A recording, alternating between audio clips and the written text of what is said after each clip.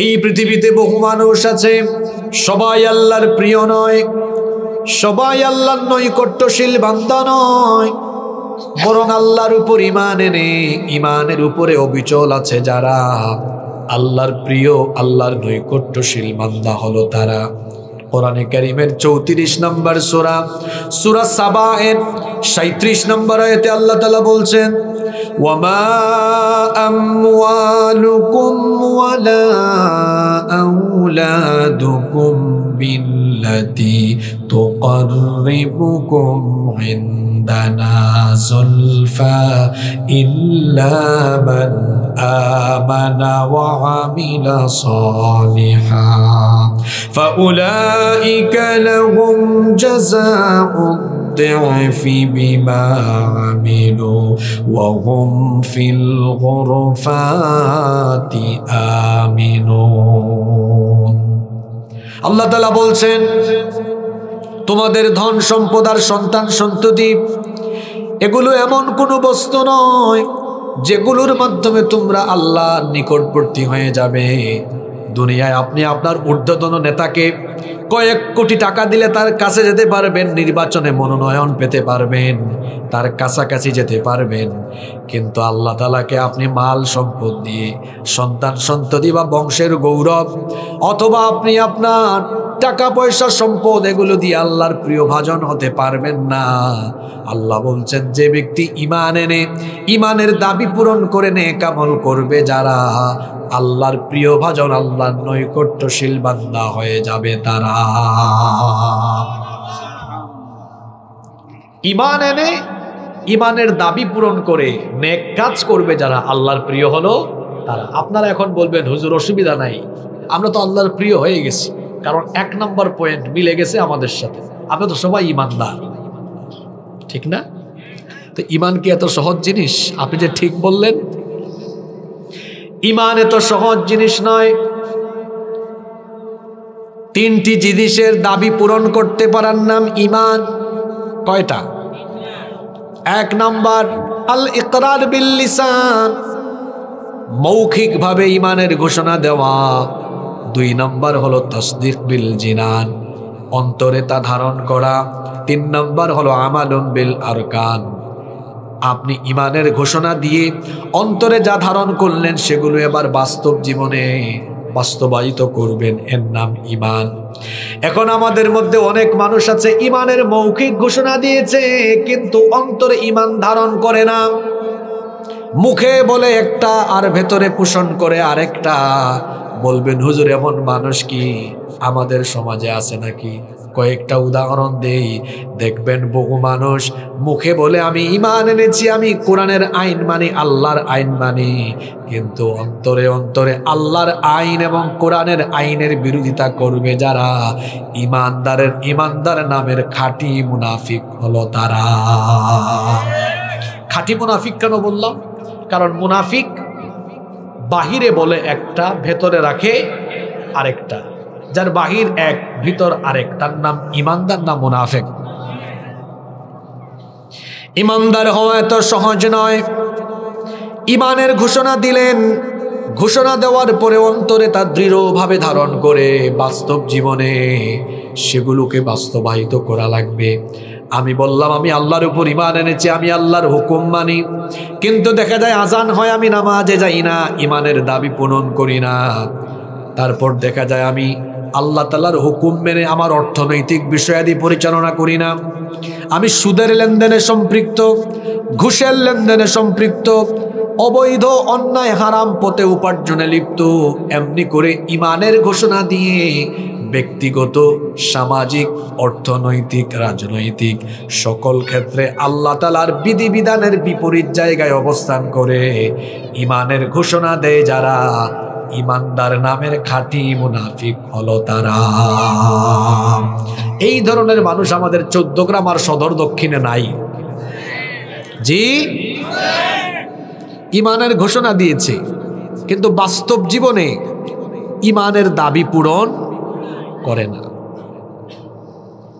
যে ব্যক্তি আল্লাহর উপর ঈমান আনবে সেই ব্যক্তি তার মৃত্যু থেকে, তার জন্ম থেকে নিয়ে মৃত্যু পর্যন্ত এক আল্লাহর বিধান মানবে, এক আল্লাহর আইন মানবে। আল্লাহ তাআলা যে আইন দিয়েছেন, বিধান দিয়েছেন, সেটা তার ব্যক্তি জীবন, পরিবার জীবন, সমাজ এবং রাষ্ট্রীয় জীবনের সকল ক্ষেত্রে মেনে চলবে। আপনি দেখবেন এই জায়গায় কত মুসলমান ধরা খাবে। আমাদের মধ্যে অনেক মুসলমান আছে ধর্মীয় ক্ষেত্রে, অর্থাৎ নামাজ, রোজা, হজ, যাকাত, এই ধরনের ধর্মীয় বিধান বা ধর্মীয় ক্ষেত্রে তারা কোরআন মানে, কিন্তু সমাজ বা রাষ্ট্রীয় ক্ষেত্রে তারা কোরআন মানে না। বলবেন হুজুর এদেরকে আমরা ধরবো কেমনে? আগামী জুমাবারে যদি খতিব সাহেব, ইমাম সাহেব মসজিদে বলেন আমাদের এই মসজিদ কোরআনের আইনে চলবে, আল্লাহর আইনে চলবে, মসজিদের সভাপতি, সেক্রেটারি, ক্যাশিয়ার এবং মসজিদের সকল মুসল্লি হাত তুলে বলবে হুজুর আপনার কথার সাথে আমরা একমত, আমাদের মসজিদ আল্লাহর আইনে চলুক, কোরআনের আইনে চলুক, আমাদের কোনো আপত্তি নাই। হুজুর যদি খুশি হয়ে এবার পরবর্তী পয়েন্টে বলেন যে আল্লাহর আইনে, কোরআনের আইনে মসজিদ চলবে, সে আল্লাহর আইনে, কোরআনের আইনে সমাজ চলবে, রাষ্ট্র চলবে, হুজুর এই কথা বলার পরেই দেখবেন একটু আগে হাত তুলে হুজুরকে সমর্থন দিয়েছে যারা, মুখ কালো করে এবার হুজুরের বিরোধিতা করবে তারা। আপনি এদেরকে বের করতে পারেন না? না, খুব সহজ বের করা। ইমানদার হওয়া কি এত সহজ? মুখ দিয়ে বলেছে ঈমান আনলাম, অথচ কোরআনকে তার জীবন পরিচালনার চূড়ান্ত এবং একমাত্র বিধান বা সংবিধান হিসাবে মানতে পারল না।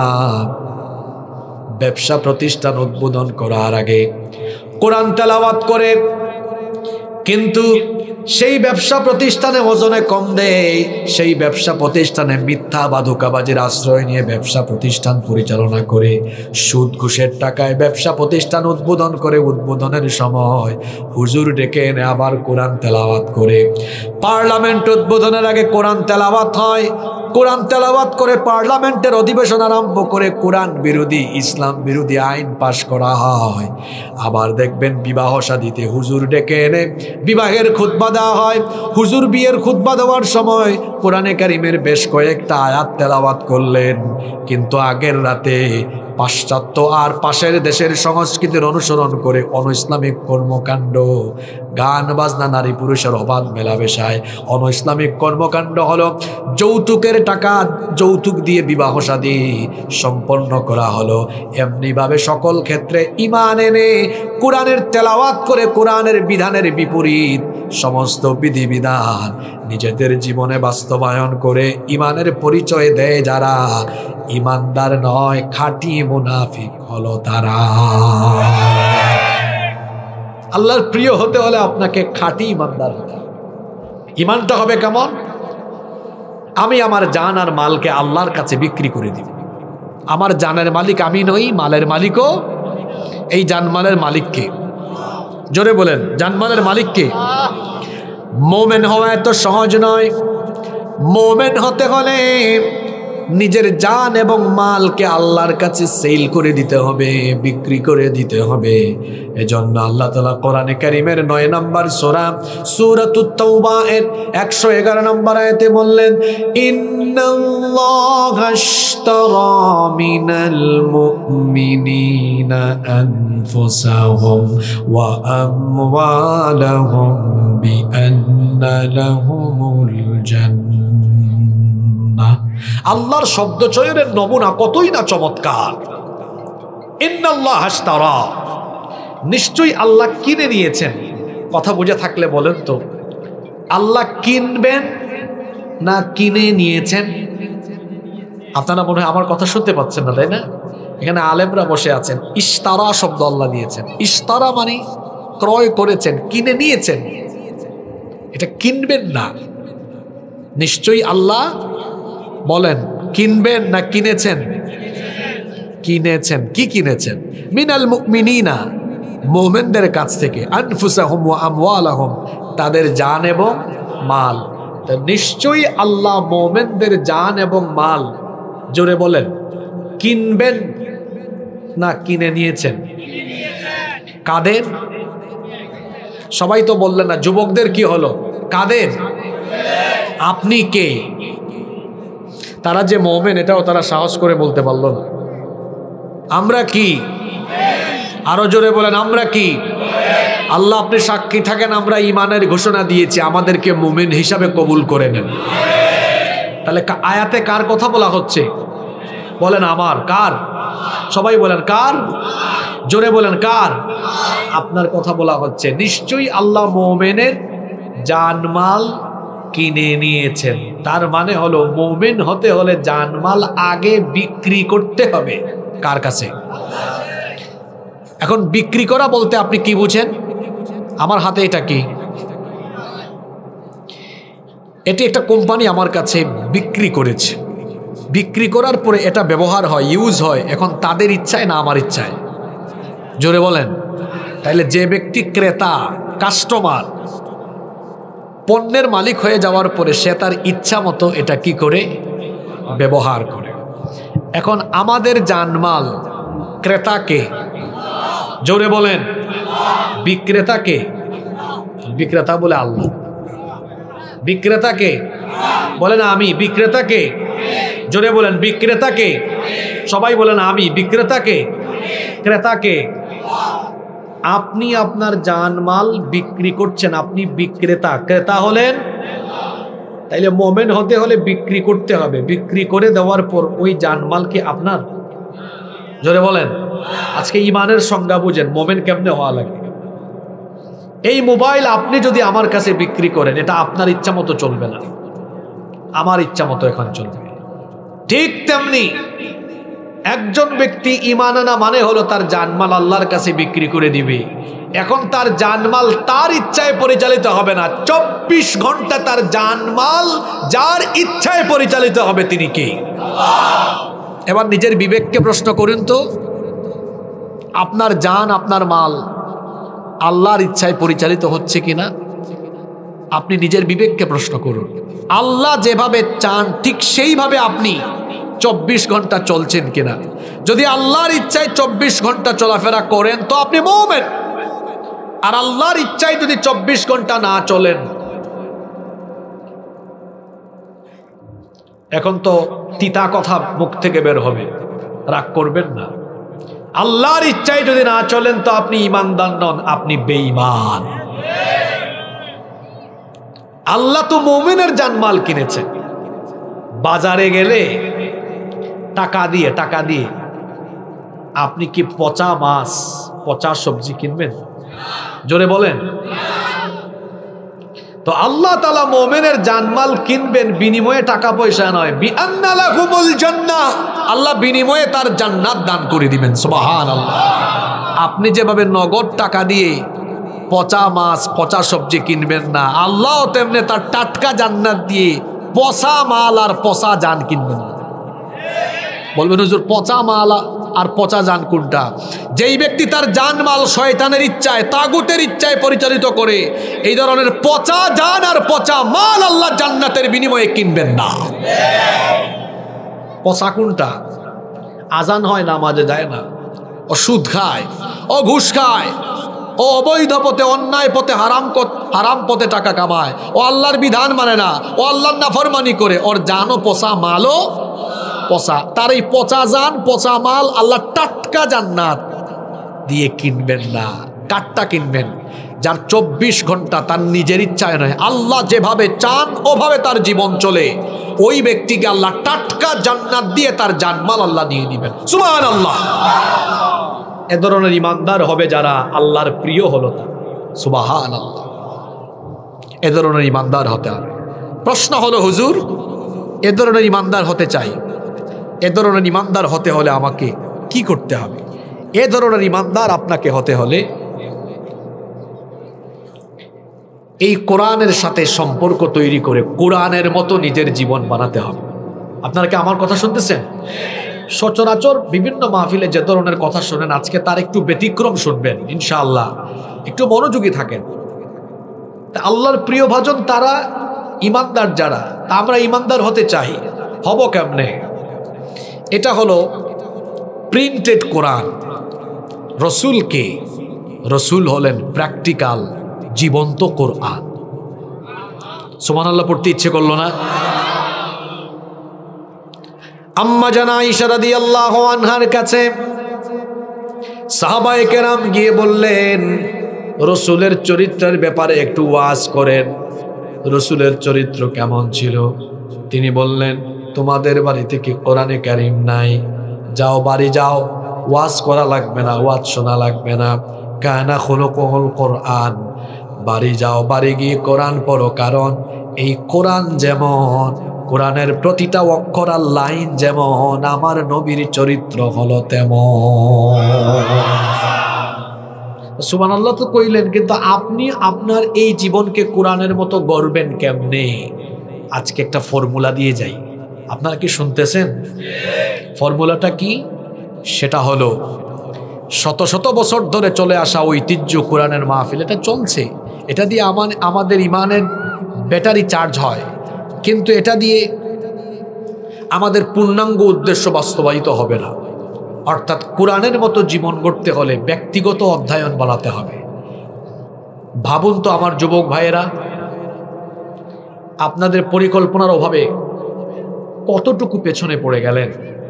আমি ক্যালকুলেটর থেকে হিসাব করে বলছি, প্রতিদিন যদি আপনারা আল্লাহর কোরআনের মাত্র 5 আয়াত পড়তেন, আমি কয়েকটা তফসিরের নাম বলি, এগুলো এখন বাংলা অনুবাদ করা বাজারে পাওয়া যায়।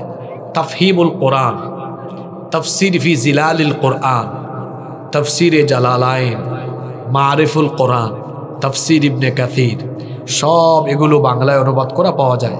2-2.5 হাজার টাকা খরচ করে এক সেট তফসির যদি ঘরে রাখতেন, নিজে এবং পরিবারের সবাই ডেইলি যদি মাত্র 5 আয়াত অর্থ আর ব্যাখ্যা সহ পড়তেন, সময় লাগতো মাত্র 15-20 মিনিট।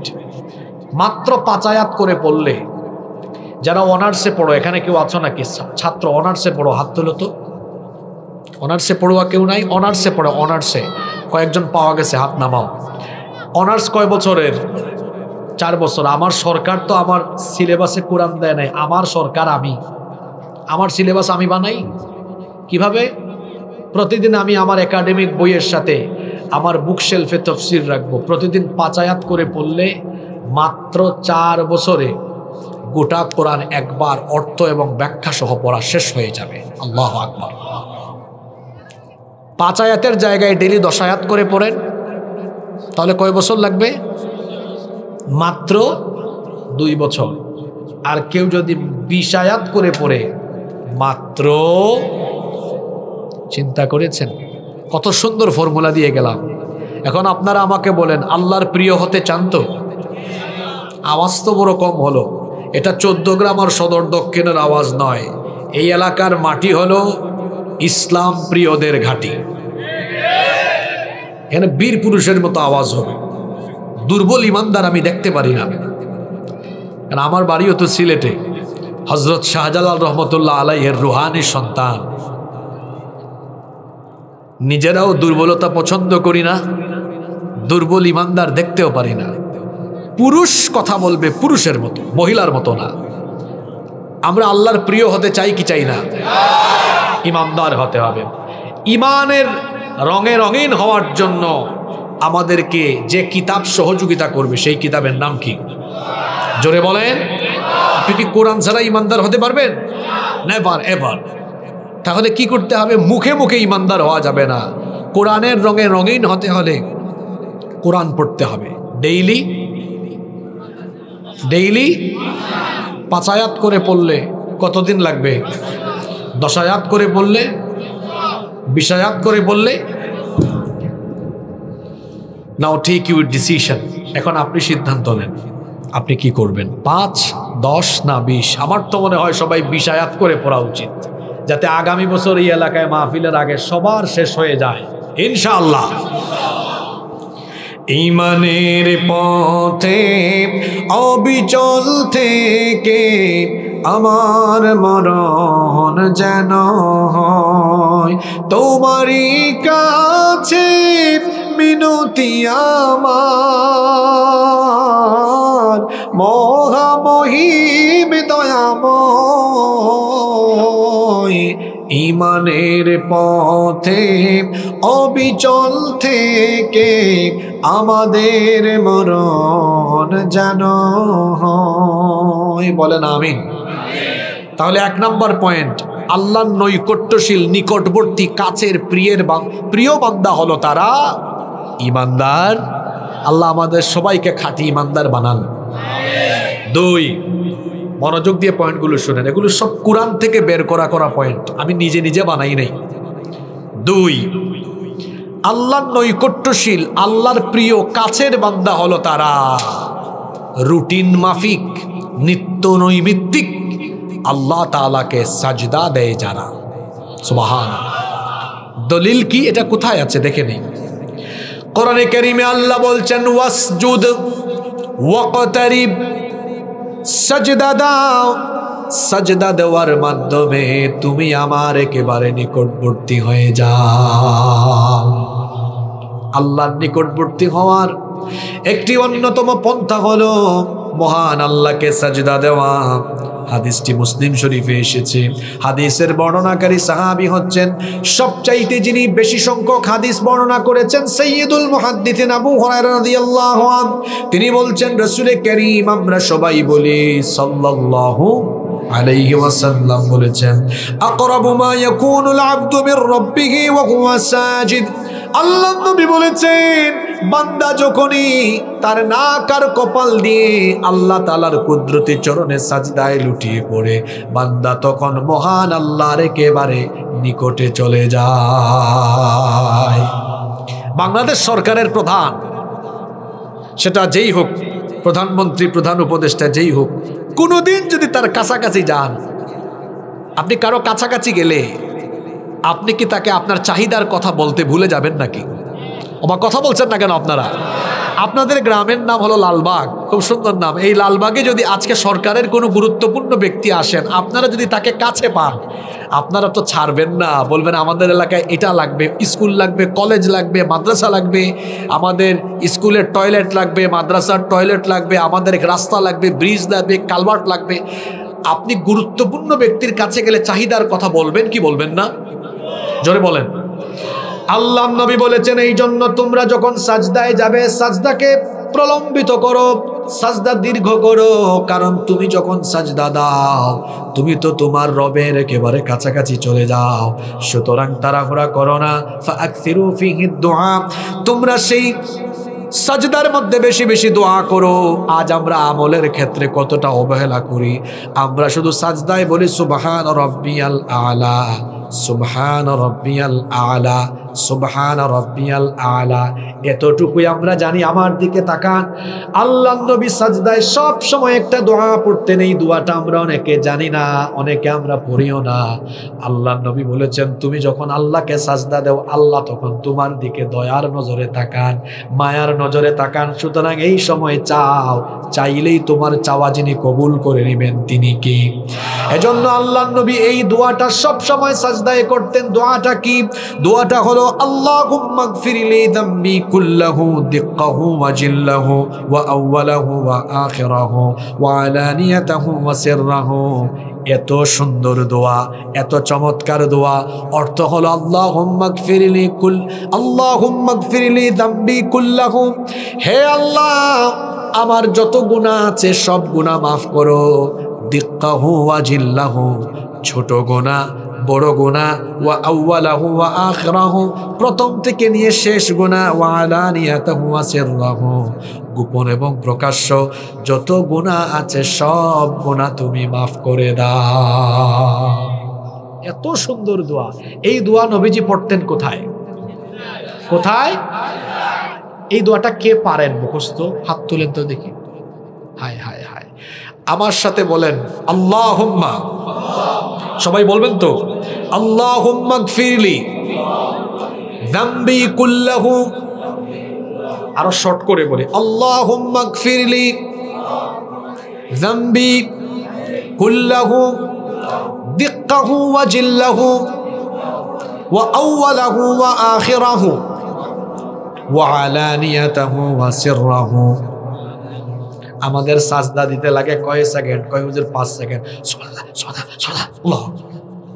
আপনি যদি বলতেন সুবহান রাব্বিয়াল আলা, সুবহান রাব্বিয়াল আলা, সুবহান রাব্বিয়াল আলা, আল্লাহুম্মা গফিরলি যামবি কুল্লাহু দিক্কাহু ওয়া জিল্লাহু ওয়া আউওয়ালাহু ওয়া আখিরাহু ওয়া আলানিয়াতাহু ওয়া সিররাহু। আপনি যদি আরবি ভাষার অর্থ বুঝেন, আল্লাহর কসম প্রতিটি শব্দ বলার সাথে সাথে চক্ষু দিয়ে আল্লাহর ভয়ে পানি বের হবে। সাজদা থেকে মাথা উঠানোর আগেই আল্লাহ বলবেন, তোর মতো গোলাম আমার পায়ের কাছে পড়ে সাজদা দিলে তোরে কি মাফ না করে আমি পারি? তুই তো আমার কাছের বান্দা, নিকটের বান্দা। আল্লাহ বলেন, ফেরেশতা এই বান্দার সব গুনাহ আমি মাফ করে দিলাম। বান্দা কখন আল্লাহর নৈকট্যশীল বান্দা হয়? যখন সে আল্লাহকে কি দেয়? জোরে বলতে হবে। সাজদা দেওয়ার জায়গা কোথায়? সাজদা দেওয়া হয় কোন ইবাদতে? জোরে বলেন। আপনারা কি নিচের থেকে খড় নিয়ে মুখের ভিতরে ঢুকায় রাখছেন নাকি? তো কথা বলেন না কেন? সাজদা দেওয়া হয় কোন ইবাদতে? তাহলে অর্থ কি দাঁড়ালো? আল্লাহর নৈকট্যশীল বান্দা কারা? বেনামাজি যারা না নামাজি যারা? জোরে বলতে হবে। আমাদের সবচেয়ে বড় দুশ্মন, সবচেয়ে বড় শত্রুর নাম হলো ইবলিস। সবচেয়ে বড় শত্রুর নাম হলো দুশ্মন। 14 গ্রাম আর সদর দক্ষিণের মানুষ তো বড় বুদ্ধিমান এবং চালাক, অত্যন্ত বিচক্ষণ। বলেন তো আপনারা, এই ইবলিস বা শয়তান জান্নাত থেকে বের হয়েছে কি না দেওয়ার কারণে? কয়টা? আল্লাহর কোরআন আমাদেরকে বলছে, ওয়া ইয কুলনা লিল মালাইকাতি ইসজুদু লি আদম ফাসাজাদু ইল্লা ইবলিস আবা ওয়াস্তাকবারা ওয়া কানা মিনাল কাফিরিন। এটি কোরআনের 2 নম্বর সূরা, সূরা বাকারা 34 নম্বর আয়াত। আল্লাহ বলছেন, স্মরণ করো যখন তোমার রব ফেরেশতাদেরকে বলেছেন আদমকে সাজদা দাও, সবাই সাজদা দিয়েছে, একজন ছাড়া যে দেয় নাই তার নাম হলো আবা, অস্বীকার করেছে, ওয়াস্তাকবারা, অহংকার করেছে, ওয়া কানা মিনাল কাফিরিন, কাফির হয়েছে, মরদুদ হয়েছে, জান্নাত থেকে বিতাড়িত এবং মালউন, এবং সে অভিশপ্ত হয়েছে। একটা সাজদা না দেওয়ার কারণে আল্লাহ তাকে জান্নাত থেকে বের করে দিলেন। সে এবার সংকল্প করল, আমি সাজদা না দেওয়ার কারণে যদি আমাকে তুমি জান্নাত থেকে বের করে দাও, আমিও দেখব আদম আর আদমের ছেলেমেয়েরা, আদমের বংশধরেরা তোমাকে কেমনে সাজদা দেয়। আমার টার্গেট হলো আদমের বংশধরদেরকে সাজদা থেকে দূরে সরাইয়া রাখা। শুনতেছেন আপনারা? শয়তান কোন সময় আনন্দে খিলখিল খিলখিল করে হাসে, আর কোন সময় সে চিৎকার করে করে কাঁদে? আল্লাহর নবীর হাদিস আমাদেরকে বলছে, যখন কোনো বান্দা সাজদা দেয়, ইআতাজালা শাইতানু আনহু ইয়াবকি ওয়া ইয়াকুল, শয়তান তখন ওই ব্যক্তির সাজদার দৃশ্য দেখে মনের ব্যথায়, মনের যন্ত্রণায় ওই ব্যক্তির নিকট থেকে দূরে চলে যায়। সাজদা দেখে দেখে কাঁদতে থাকে আর বলতে থাকে, ইয়া ওয়াইলি, হায় দুর্ভাগ্য, উমির ইবনু আদম বিসসুজুদ, আদম সন্তানকে সাজদা দেওয়ার আদেশ দেওয়া হয়েছে। ফাসাজাদা ফালাহুল জান্নাহ, সে সাজদা দিয়ে তার জন্য জান্নাত হাসিল করে ফেললো। আমাকেও তো সাজদা দেওয়ার আদেশ দেওয়া হয়েছিল, ফাআবাইতু ফালিন্নার, কিন্তু আমি সেই আদেশ অস্বীকার করে আমার জন্য জাহান্নামের আগুনকে আমি অনিবার্য করে ফেললাম। ইবলিস যখনই দেখে কোনো ব্যক্তি আজান হওয়ার পরে সাজদা দেয়, ইবলিস তখন ওই ব্যক্তির নামাজ দেখে কাঁদে। আর ইবলিস যাকে ধোঁকা দিয়ে নামাজ থেকে সরাতে পারে, সাজদা থেকে দূরে নিতে পারে, তাকে দেখে ইবলিস আনন্দে আত্মহারা, খুশিতে মাতোয়ারা হয়ে ইবলিস তখন হাসে। তাহলে হাদিসটা বুঝতে পারলে সবাই বলেন তো, হাদিসটা আপনাকে কি বার্তা দিল, কি মেসেজ দিল? এবার এক কথায় প্রশ্ন হবে, আপনারা ওখান থেকে উত্তর দিবেন। ইবলিস হাসে নামাজে গেলে না বেনামাজি হলে? ইবলিস কাঁদে নামাজে গেলে না বেনামাজি হলে? ওকে ফাইন, এখন আপনি সিদ্ধান্ত নেবেন এখানে বসে, আপনি কি রেগুলার ইবলিসকে হাসাবেন না কাঁদাবেন? আপনি সিদ্ধান্ত নেন। জি, আমি তো বড় তিতা কথা বলি, যদি ইবলিসকে কাঁদাতেই চান তো আজকের ফজর গেল কোথায়? আজকের জোহর আসর মাগরিব এশা গেল কোথায়? কোথায় গিয়েছে? এটা আমার জাতীয় কবি উত্তর দিয়েছেন। উত্তরটা শুনবেন। হ্যাঁ, জাতীয় কবির কঠিন ভক্ত আমি। এত সুন্দর সুন্দর কবিতা লিখেছেন। আপনাদের 5 ওয়াক্তের নামাজ কোন দিক দিয়ে গেছে তিনি বলে দিয়েছেন। ঘুমাইয়া কাজা করেছ ফজর, তখনও জাগনি যখন জোহর, হেলায় খেলায় কেটেছে আসর, মাগরিবের ওই শুনিয়া যান, এখনো জামাতে হও রে শামিল, এখনো এসাতে আছে স্থান, বাজিছে দামামা বাদরে আমামা, শির চুকুরি মুসলমান, দাওয়াত এসেছে নয়া জামানার, ভাঙা কেল্লা আয়ুরে নিশান।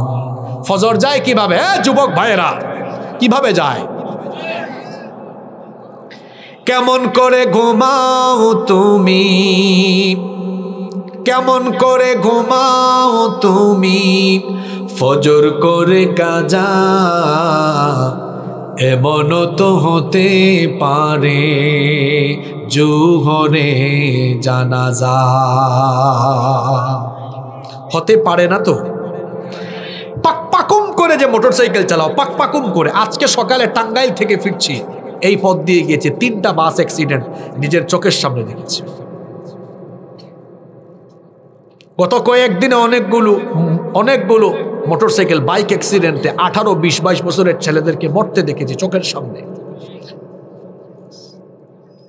আহা, নামাজ আদায় করে না, ঘুমায়া যায় ফজর। জোহরের আগে কি লাশ? বাচ্চারা যে একটু আগে জানাজার প্রদর্শনী দেখালো, প্রদর্শনী যখন দেখিয়েছে উপলব্ধি করেছেন? আপনি তো ওখান থেকে কি মনে করেছেন জানি না, আমি এটা দেখে ভাবছিলাম ওই যে সাদা একটা বালিশ দিয়েছে, আমি ভাবছিলাম হায় রে, কোন সময় হাসিবুর রহমানের শরীর থেকে কাপড় খুলে মানুষ সাদা কাফন দিয়া এইরকম লাশ বানায়া জানাজা পড়ে 3.5 হাত মাটির ভিতরে ঢুকাই দিবে। এটাই হলো জীবনের বাস্তবতা। যিনি এই গান লিখেছেন উনিও 2 সপ্তাহ আগে চলে গেছেন। আমি অনেক জায়গায় এই সঙ্গীতটা গাইতাম। চোখেরই পলকে তুমি হতে পারো লাশ, চিরতরে বন্ধ হবে তোমারই নিঃশ্বাস, হবে এলান তোমারই নাম মসজিদের মাইকে, হবে এলান তোমারই নাম মসজিদের মাইকে, বাড়িওয়ালা নাই রে বাড়ি নাই রে দুনিয়াতে, বাড়িওয়ালা নাই রে বাড়ি নাই রে দুনিয়াতে, বাড়িওয়ালা নাই রে বাড়ি নাই রে দুনিয়াতে, বাড়িওয়ালা নাই রে বাড়ি নাই রে দুনিয়াতে। কেউ থাকবে না, ফজর গেল ঘুমে। আর জোহর কেমনে? হেলা খেলায়, তামাশায়। আসর আর মাগরিব যায় খেলাধুলায়, রং তামাশায়। এশার নামাজ যায় বন্ধুদের সাথে আড্ডায়। কিয়ামত একদিন হবে, সন্দেহ আছে? সেই দিন প্রথম কোন আমলের হিসাব হবে? বললেন না তো, কোন আমলের হিসাব? এটি বুখারী শরীফের হাদিস। আল্লাহ নবী বলেছেন, ইন্না আউওয়ালা মা ইউহাসাবু বিহিল আবদু ইয়াউমাল কিয়ামাতি মিন আমালিহি সালাতি, নিশ্চয়ই কিয়ামতের ময়দানে প্রথম যে আমল সম্পর্কে তোমাদেরকে জিজ্ঞেস করা হবে সেটা হলো, আমার বান্দা বলো তোমার 5 ওয়াক্তের নামাজ তুমি ঠিক মতো আদায় করেছো কিনা। কি জবাব দিবেন? নামাজ আদায় করেন না। আল্লাহ নবী বলেছেন, বাইনাল আবদি ওয়া বাইনাল কুফরি তারকুস সালাহ, আল্লাহর বান্দা আর কাফিরের মধ্যে পার্থক্য হলো নামাজ ছেড়ে দেওয়া। আচ্ছা, এখানে যদি 6-7 জন মানুষের পা থেকে নিয়ে গলা পর্যন্ত এতটুকু দেহ রাখা হয়, মাথা যদি না থাকে, ফিঙ্গারপ্রিন্ট আর ডিএনএ টেস্ট করা ছাড়া এতটুকু দেহ দেখে কি ওই ব্যক্তির পরিচয় জানা যাবে? একজন ব্যক্তির পরিচয় দেখেই চেনা যায়। কোন জিনিসটা দেখে? মাথা বা চেহারা। মাথা কোনটা? মাথা ছাড়া যেমন কোনো ব্যক্তির পরিচয় পাওয়া যায় না, ইসলামের ইবাদতের মাথা হলো as-সালাতু হিয়া রাসুল ইবাদাহ। নামাজ হলো ইবাদতের মগজ, ইবাদতের মাথা। মাথা ছাড়া যেমন গলা পর্যন্ত দেহ দিয়ে কারো পরিচয় পাওয়া যায় না, ইসলামের ইবাদত এর মগজ মাথা। ইসলামের ইবাদতের মগজ বা মাথা নামাজ বাদ দিয়ে ওয়াজ মাহফিলের বক্তা হয়ে, তক্তা হয়ে, শ্রোতা হয়ে, সভাপতি হয়ে, আয়োজক হয়ে, রোজা রেখে, হজ করে, যাকাত করে, নামাজ বাদ দিয়ে কখনো মুসলমানের পরিচয় পাওয়া যায় না। কিসের মাহফিল আর কিসের ইসলামী আন্দোলন? সবার আগে নামাজ। মান আকামাস সালাতা ফাকাদ আকামাদ-দ্বীন। যে ব্যক্তি নামাজ কায়েম করলো সে দিন কায়েম করলো। ওয়াজ করা বা শোনা হলো নফল, আর নামাজ আদায় করা হলো। কিন্তু কিয়ামতের আলামত দেখতে পাচ্ছি, রাত 12টা পর্যন্ত মাহফিলে প্যান্ডেলের ভেতরে জায়গা হয় না, আর ফজরের নামাজে মসজিদে মুসল্লি পাওয়া যায় না। আমার নবীর মসজিদ ছিল কাঁচা, উপরে খেজুর পাতার ছাউনি, নিচে কোনো কার্পেট বা টাইলস ছিল না। মসজিদ ছিল কাঁচা, মুসল্লি ছিল পাকা। এখন আমাদের মসজিদ হয়েছে পাকা, আর মুসল্লির অভাবে আমাদের মসজিদ 5 ওয়াক্ত পরে থাকে ফাঁকা। তা ঠিক তো কইলেন, এটার সংশোধন কে করবে? আমরা। আজ সিদ্ধান্ত নিলাম, আজ এখানে সিদ্ধান্ত নিচ্ছি, শয়তানকে হাসাবো না কাঁদাবো? বুঝে শুনে বলেন দেখি, হাদিসটা মনে রাখছেন কিনা? আমি নামাজে না গেলে শয়তান, বললেন না তো? আমি নামাজে না গেলে শয়তান, ওই পিছনে যারা বসেছে তারা সহ বলবো, আমি নামাজে না গেলে শয়তান গেলে। এখন বলেন, হাসাবেন না কাঁদাবেন? সালাত কায়েম করো, সালাত কায়েম করো, হবে সম্মানী তুমি, হবে জান্নাতি তুমি, দেবে কাল হাসরে শীতল ছায়া আরশে আযীম। রব্বিয়াল আলা, রব্বিয়াল আযীম, রব্বিয়াল আলা, রব্বিয়াল আযীম। সুবহানাল্লাহ। তাহলে আল্লাহর নিকটবর্তী হওয়ার কয়টা আমল বললাম? 1 নাম্বার কি হওয়া? খাঁটি ইমানদার হওয়া। 2 নাম্বার, জোরে বলেন কি দেওয়া? সাজদা দেওয়া। সাজদা দিবেন তো? 3, পরবর্তী পয়েন্টগুলো সুন্দর।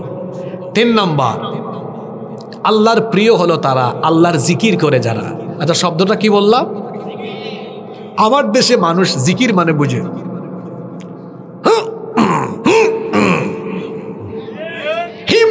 হিম হে, তাই না? তারপর হাফানি রুকুর মতো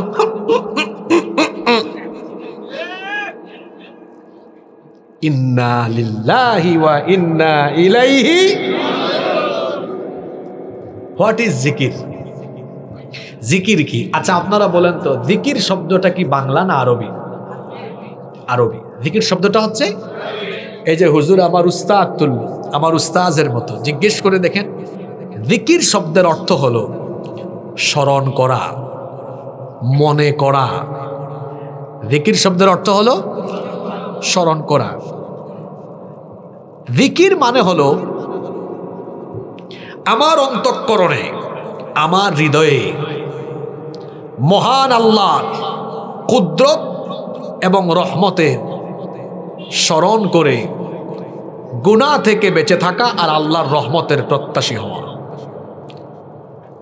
আল্লাহর জিকির করার মানে হলো সকল কাজে, সকল জায়গায়, সর্বাবস্থায় আমার অন্তরে যার কথা মনে থাকবে তিনি কে? কুয়াশা, গত সপ্তাহে জানি না কেমন কুয়াশা পড়েছে। আমি টানা 9 দিন উত্তরবঙ্গ ছিলাম। 8 ডিগ্রি, 9 ডিগ্রি, 10 ডিগ্রি সেলসিয়াস কুয়াশা, কিচ্ছু দেখা যায় না। আমি 2-3টা মাহফিল করেছি ওই নীলফামারী পঞ্চগড়ের দিকে, শ্রোতাও দেখা যায় না। প্রচণ্ড কুয়াশার ভেতরে আমি কোনো কাজ কারবার করলে আমার গ্রাম লালবাগের মানুষ দেখবে না, জানবে না। জানেন কে? তাহলে আমি কোনো গুনাহ করব না। আল্লাহর জিকির মানে কি? এই দেখেন, ওই যে বানাইছে, এটা জিকির না। জিকির কি? আমার হাতে হলো, জোরে বলেন। আমি ইউটিউবে ঢুকেছি, ইউটিউব শরীফ আছে না সবার কাছে? ঢুকার পরে আসছে এখানে আবুল তাবুল ভিডিও, অশ্লীল ভিডিও। আসা মাত্রই আমি মনে করলাম আস্তাগফিরুল্লাহ, আল্লাহর কথা মনে পড়েছে, আমার আল্লাহ দেখে ফেলবেন, বন্ধ করে দিলাম। আমি এটা বন্ধ করলাম, এটা দেখলাম না, একজনের কথা স্মরণ হয়ে যাওয়ায়, তিনি কি? এটার নাম জিকির। এটার নাম কি? আর ব্যাককলের দল ব্রাহ্মণবাড়িয়া আর কুমিল্লায় জিকির বানাইছে কি দেখে। আপনারা কুমিল্লার মানুষ, রাগ করেন না, আবার আপনাদের এলাকার কথা বলছি না, এখানে কিছু এলাকা আছে না, উরি বাপরে বাপ, কিছু মানুষের কুষ্ঠকাঠিন্য বুঝেন তো, কুষ্ঠকাঠিন্য হলে যা হয় আর জিকিরের সময়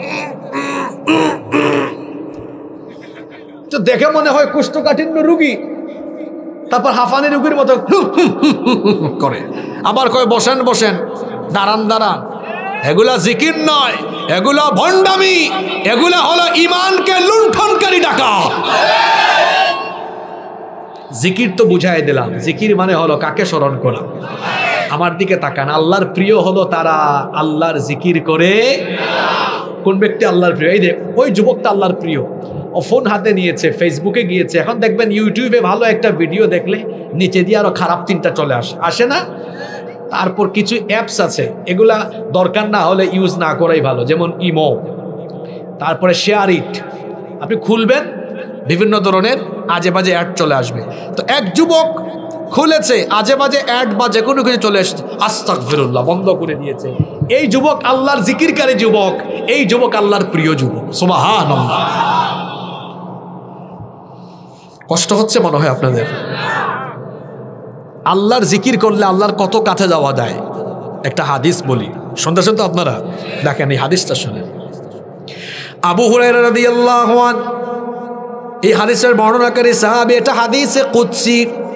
আল্লাহ তাআলা বলেছেন, আনা ইনদা যান্না আবদি বি, আমার ব্যাপারে আমার বান্দা ধারণা করে যেমন আমি তেমন। অর্থাৎ কেউ মনে করছে আমার আল্লাহ আমাকে দেখছেন, আসলেই তো আমি তারে দেখছি। ও আনা মাহু হিনা ইয়াযকুরুনি, যখন সে আমাকে স্মরণ করে, আমার জিকির করে, তখন আমি তার কাছাকাছিই থাকি। ইন যাকারানি ফি নাফসি, যখন সে তার অন্তর দিয়ে আমার জিকির করে, যাকারতুহু ফি নাফসি, আমি আল্লাহ তাকে নিজে স্মরণ করি। ওয়া ইন যাকারানি ফি মালাইন, যখন সে কোনো উত্তম সমাবেশে আমার জিকির করে, যেমন আমি আপনাদেরকে নিয়ে এখন আল্লাহর জিকির করছি, আল্লাহ বলছেন যাকারতুহু ফি মালাইন হুম খায়রুম মিনহুম, আমিও এখন হাসিবুর রহমান আর এই লালবাগের মানুষের জিকির আরো উত্তম সমাবেশে, অর্থাৎ ফেরেশতাদেরকে ডেকে ফেরেশতাদের সমাবেশে বলছি, তাকায় দেখ আমার এই বান্দারা কত উত্তম, তারা আমার জিকির করে, আমিও তোদের সামনে তাদের জিকির করি। সুবহানাল্লাহ পড়তে ইচ্ছা করে না? আপনারা মনোযোগ দিয়ে শুনতেছেন না অমনোযোগী হয়ে গেলেন? আল্লাহর নবী, আল্লাহ তাআলা আরো বলেছেন, যেহেতু এটা হাদিসে কুদসি, আল্লাহ তাআলা বলেছেন, ওয়া ইন তাকাররাবা মিন্নি শিবরান, যখন কেউ আমার দিকে এক বিঘতে গিয়ে আসে, তাকাররাবতু ইলাইহি যিরাআন, আমি তার দিকে এক হাতে গিয়ে আসে, অর্থাৎ আমার রহমত তার দিকে এক হাতে গিয়ে আসে। ওয়া ইন তাকাররাবা ইলাইয়া যিরাআন তাকাররাবতু মিনহু বা'an, যখন সে আমার দিকে এক হাতে গিয়ে আসে, আমি তার দিকে দুই হাতে গিয়ে আসি।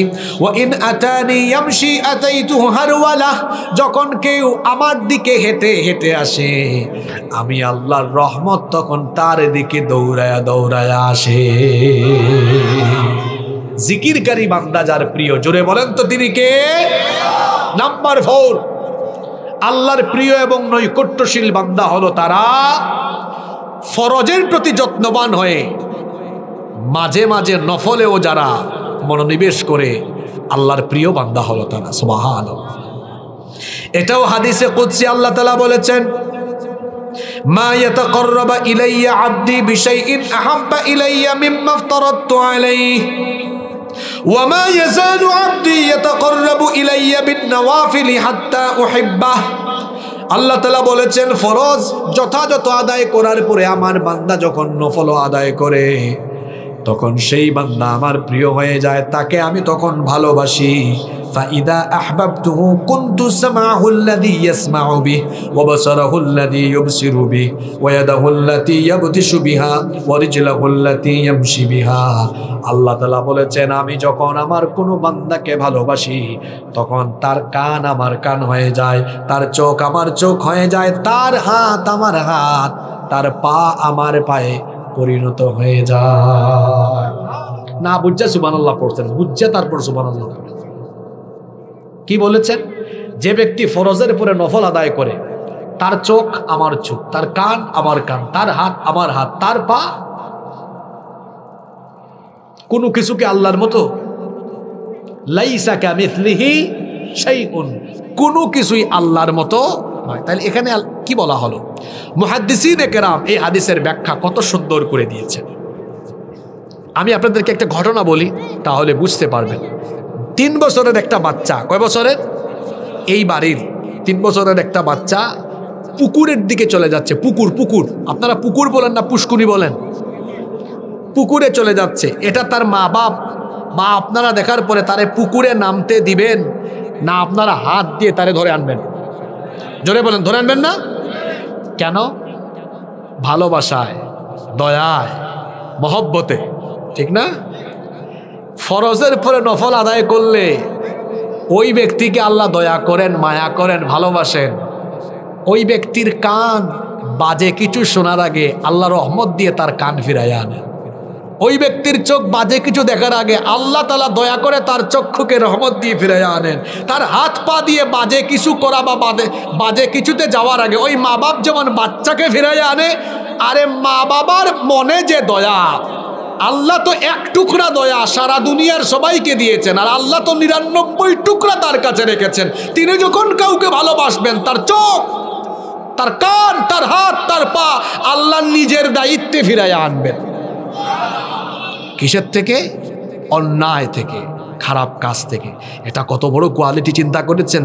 আমি যখন ফরজের পরে নফল আদায় করব, আমাকে অশ্লীল অন্যায় হারাম কাজ থেকে ফিরিয়ে আনা তখন কার দায়িত্ব হয়ে যায়?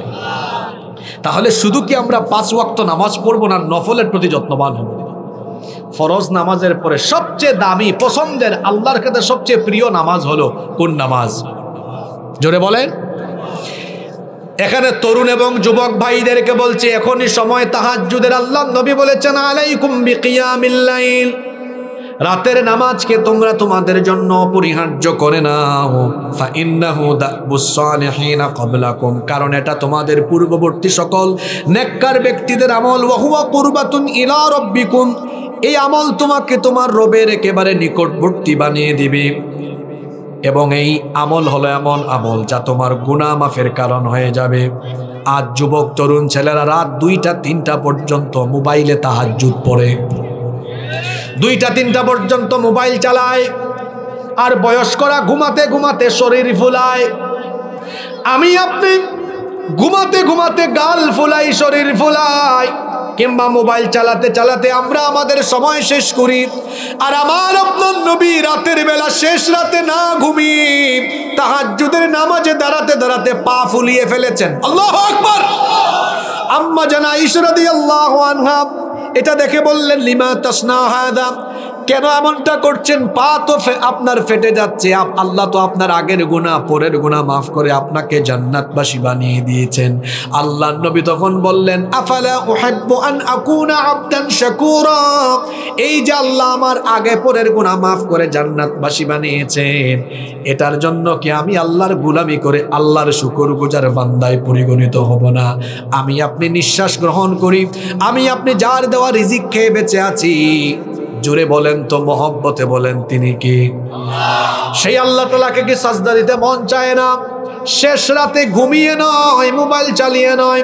আল্লাহ তাআলা বলছেন জান্নাতীদের বৈশিষ্ট্য হলো তাতাজাফা জুনুবুহুম আনিল মাদাজি' ইয়াদউনা রাব্বাহুম খাউফান ওয়া তামাআ।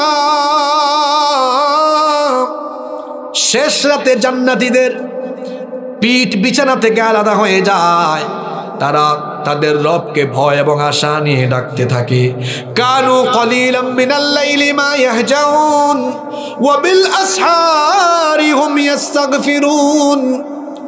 জান্নাতীরা শেষ রাতে কম ঘুমায়, শেষ রাতে না ঘুমিয়ে ইস্তেগফার করে করে রাত কাটায়।